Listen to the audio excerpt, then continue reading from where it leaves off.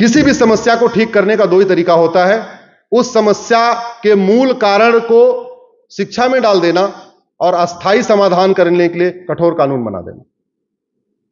घुसपैठ का क्या नुकसान है, इसको लिए एक सिलेबस डाल देना और घुसपैठ के खिलाफ कठोर कानून बनाना, यही इसका समाधान है।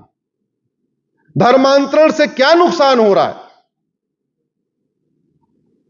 मैं अपना समय की सीमा लांघ रहा हूं, मैं समझ रहा हूं श्याम जी समय के बहुत ही पाबंद हैं। अगर समय ज्यादा लंबा करूंगा तो अगली बार बुलाएंगे भी नहीं मुझे।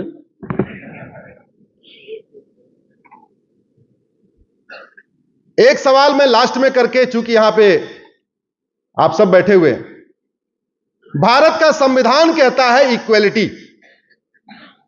अगर कोई रिलीजन इक्वेलिटी को नहीं मानता है तो क्या भारत में उसके प्रचार प्रसार की अनुमति मिल सकती है क्या?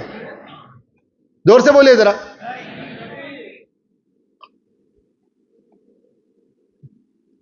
भारत का संविधान के प्रियम्बल में लिखा हुआ है लिबर्टी। चूंकि हमारे संघ के दो वरिष्ठ पदाधिकारी यहां बैठे हुए हैं, इसलिए यह सवाल मैं छोड़कर अपनी बात कंप्लीट कर रहा हूं।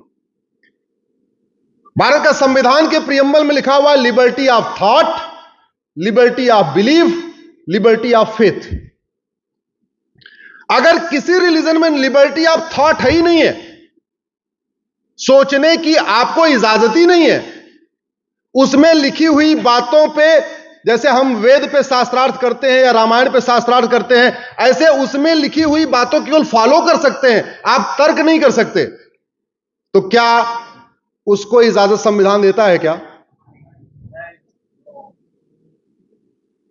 और इसमें लिबर्टी ऑफ वर्शिप है, लिबर्टी ऑफ प्रेयर नहीं है। पहले जमीन आसमान का अंतर समझ लीजिए वर्शिप और प्रेयर में।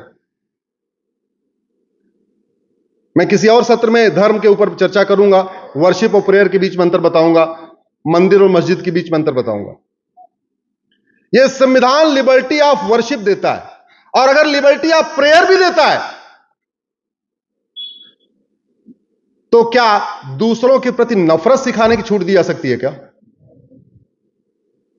जिस भारत में महिला को बराबर नहीं बल्कि महिला को ऊपर का दर्जा दिया जाता है, यत नारंस्यु पूज्यते रमन्ते तत्र देवता, उस भारत में अगर किसी के रिलीजन में यह लिखा हुआ है कि महिला पुरुष समान नहीं होते, क्या उस रिलीजन को भारत का संविधान मान्यता दे सकता है क्या?